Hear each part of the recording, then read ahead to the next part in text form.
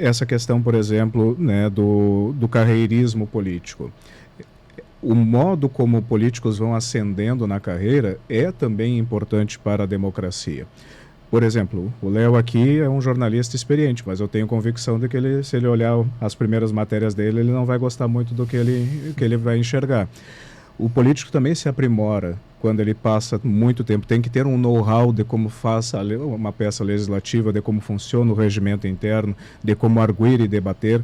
Então, nós precisamos sim de políticos profissionais, o que não significa que nós estejamos com bons políticos e políticos qualificados.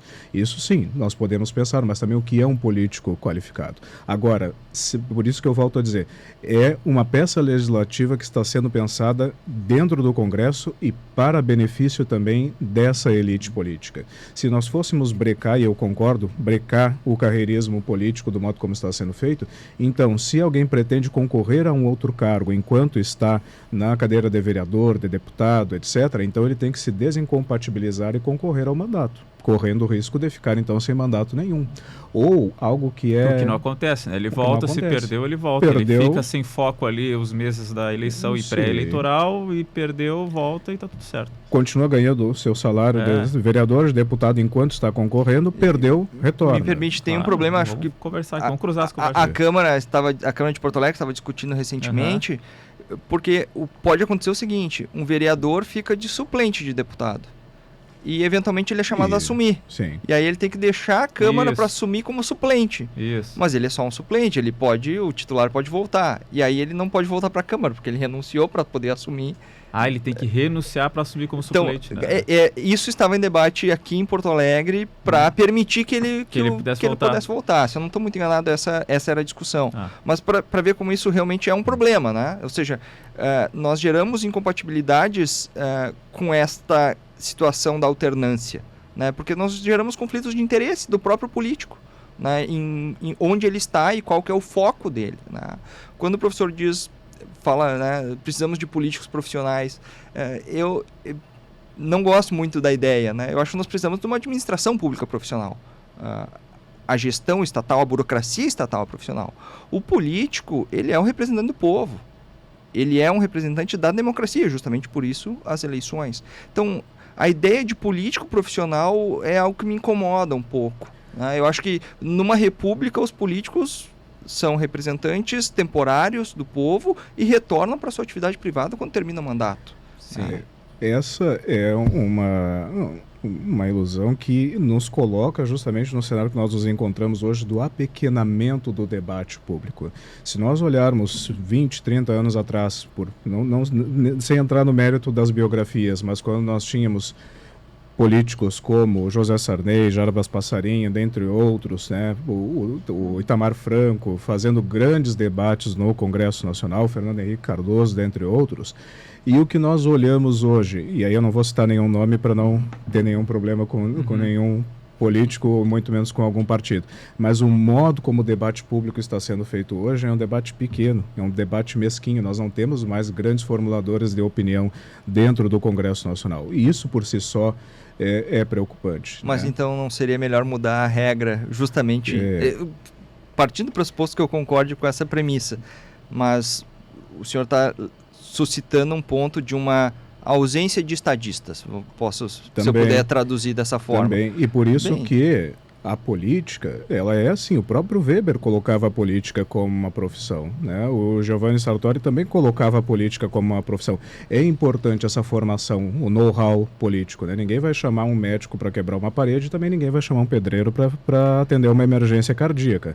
Nós precisamos de políticos que façam política. E um outro detalhe que eu reforço do quanto que essa peça está sendo pensada única e exclusivamente em benefício dos políticos que estão com assento no Congresso Nacional. Políticos de menor relevância, de menor projeção, ou o famigerado baixo clero, muitas vezes eles se licenciam do mandato de deputado, assumem uma secretaria no seu município de origem ou uma secretaria no seu estado. Por quê? Porque tem maior relevância política para ele ser secretário da Saúde do que ser um parlamentar que não participa da CCJ, da Comissão de Assuntos Econômicos, da Comissão de Finanças e Tributação na Câmara dos Deputados, enfim. para ele é muito melhor ser um secretário local para desenvolver políticas públicas junto ao seu núcleo político. E ele pode escolher qual dos 2 salários ele vai receber, se de secretário ou de deputado, o que for mais benéfico para ele escolhe, e retorna ao mandato poucos meses antes da reeleição.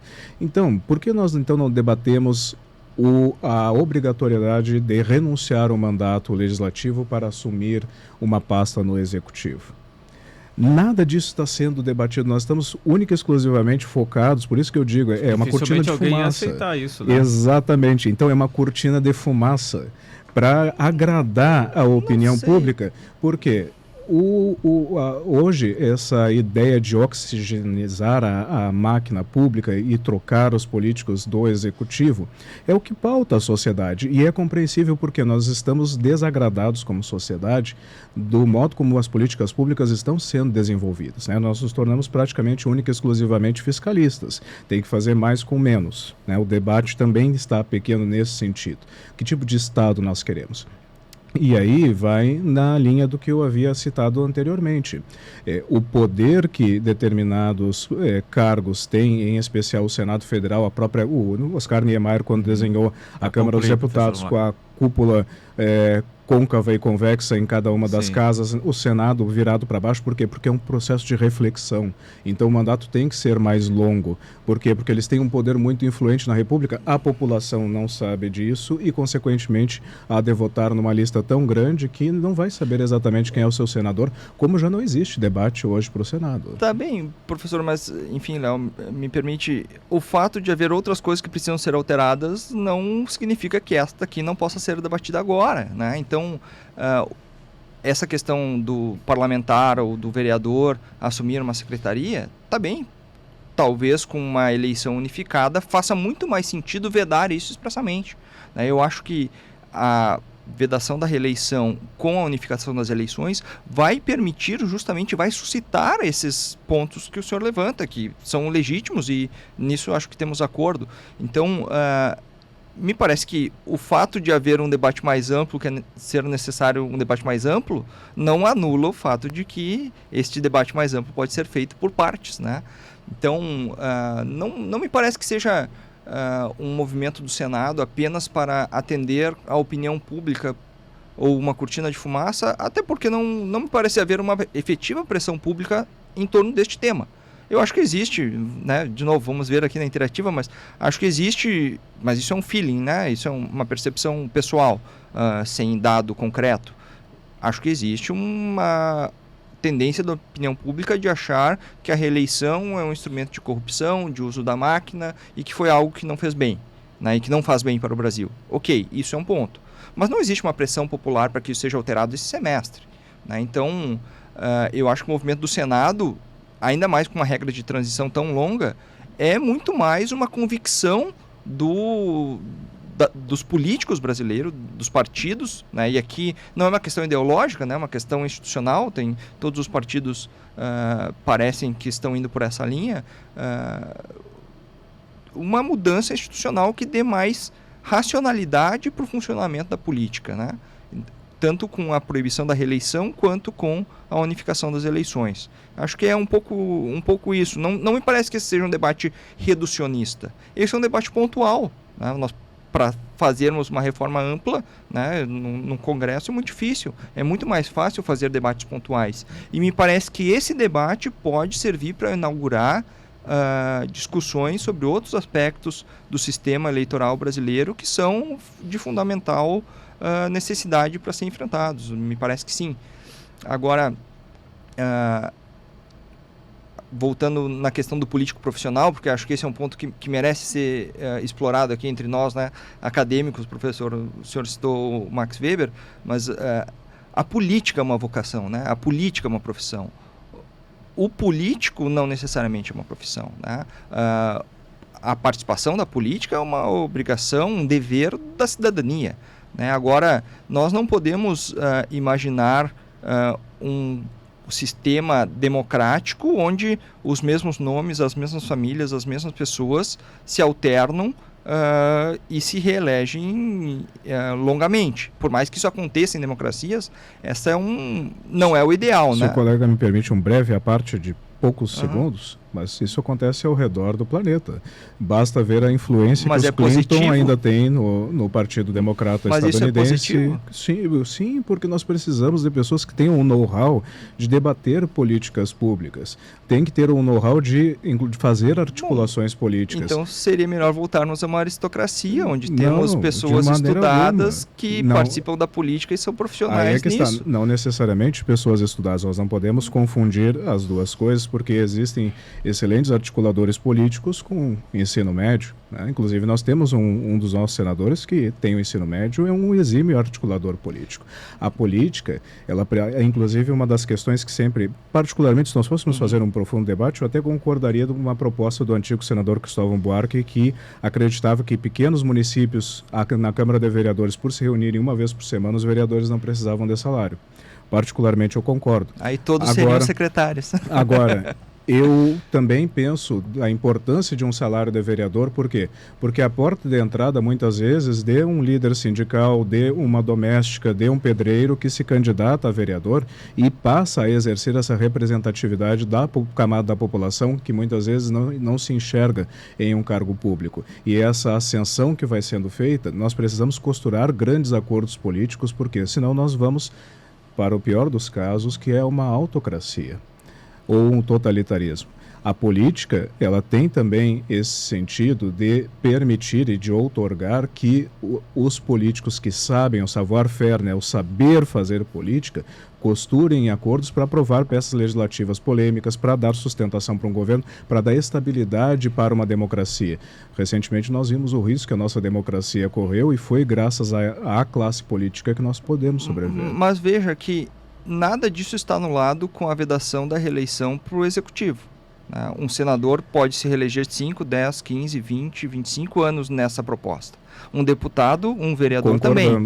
Então esse aspecto que o senhor levanta dessa profissionalização, talvez a profissionalização não seja o melhor termo, mas essa política feita pela experiência dada pelos anos na política, né, já que não é uma questão de estudo, mas é uma questão de experiência, vamos botar assim, e acho que nisso concordamos também. É uma visão de entender como aceitável enxergar a política como uma profissão, uma carreira, né? E que para algumas pessoas enxergam isso não muito legal, que é o caso do... Mas é interessante que essa visão, Léo, pode ser absorvida pelo Legislativo. E esse também foi um argumento do Senado na discussão da CCJ, dizendo o seguinte, olha, o Legislativo não tem o poder da caneta. Ele é um grande conselho, ele está lá, tu estás lá como um grande senador de 15, 20 anos de experiência política, tu é um senador entre mais de 80, né, ou um deputado entre mais de 500. Agora, a reeleição e a alternância, né, reeleição por 8 anos, fica fora 4, volta mais 8, no Executivo é demasiada. Ela é demasiada, até uma pena, eu gostei da proposta, foi rejeitada na CCJ, do senador Sérgio Moro, de limitar, como é nos Estados Unidos, em 2 mandatos, né? Ou seja, o mesmo cargo do executivo só poderia 2 vezes. Tem reeleição, mas assim... Sem reeleição, mas e no máximo 2 vezes. Ou seja, pode fui prefeito, fico fora, sou prefeito de novo, não posso mais. Nunca mais. Nem daqui a 10 eleições. Não volta mais. Então, eu acho que essa... Isso não foi, tá? Isso foi rejeitado. Exato, foi rejeitado. Mas me parece que é uma proposta que vai na linha do que eu estou defendendo. A parte da gestão do executivo, que tem o poder da caneta, aqui nós precisamos de maior alternância, né? Essa parte da experiência, essa parte vai ser absorvida pelo Legislativo, sem problema nenhum, né? Então, acho que é uma proposta moderada, me parece que ela está equilibrada dessa forma.